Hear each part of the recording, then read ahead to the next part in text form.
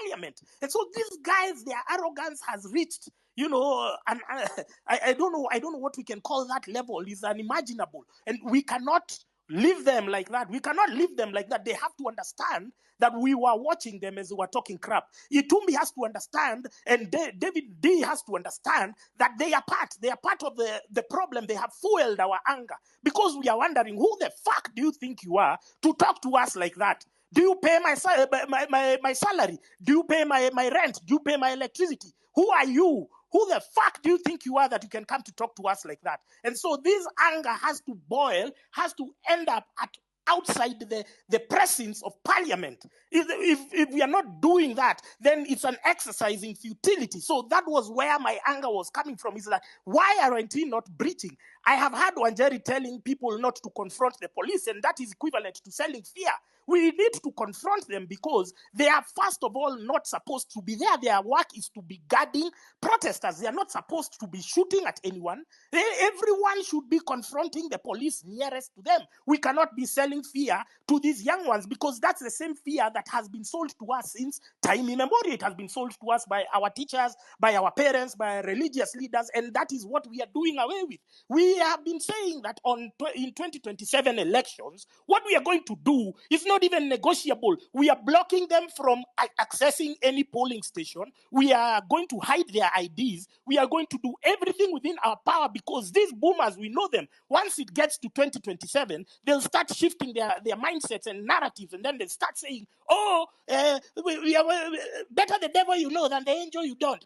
We know them because this is how they've been kept in a constant state of oppression by the successive regimes since time immemorial. That is what they have done during the Kibaki era, and we know the government has been accumulating all this money so that it can come and flood them in their churches. So the fight with churches is a holy one, is a holy war that must be taken seriously by everyone because these churches have entrenched all the bad governance in this country. They have become pathetic people. They are no longer even serving the noble cause of spirituality and humanitarian purposes. You saw even when we had floods, the church never even came out to donate or to tell people you can shelter in our compounds or facilities. They have become commercial enterprises, and that's the problem with capitalism. Capitalism now rears its ugly head even through our most intimate spaces like the churches. The churches is where you go and become, and now you are seeking the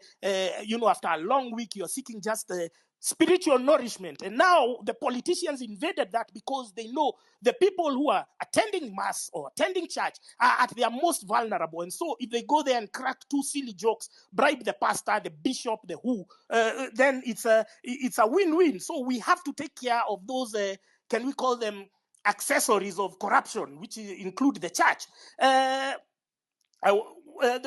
What we are saying is on Tuesday, again, because Mia was protesting from Thika, I know there were protests on Thika Road and other parts of the town. On Tuesday, the protest organizers, if you are unable to occupy parliament, then what will happen? On Thursday, now as we are going to walk, we are pledging to walk from our respective towns. If it's Thika Road, there are people in Juja, there are people in Roiro, there are people in Githurai, in Kahawa, in Kasarani, all those places.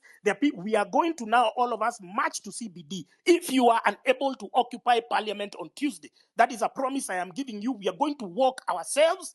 We come there to, number one, to marshal your numbers, to boost your numbers. And because now this Nairobi at the end of the day is the epicenter of the country. 70% of the country's GDP operates in Nairobi. So Nairobi is the seat of power. Nairobi is the home of parliament. It's where all the chief justice and everyone. So it is important that we join you, and we hope to join you on Thursday.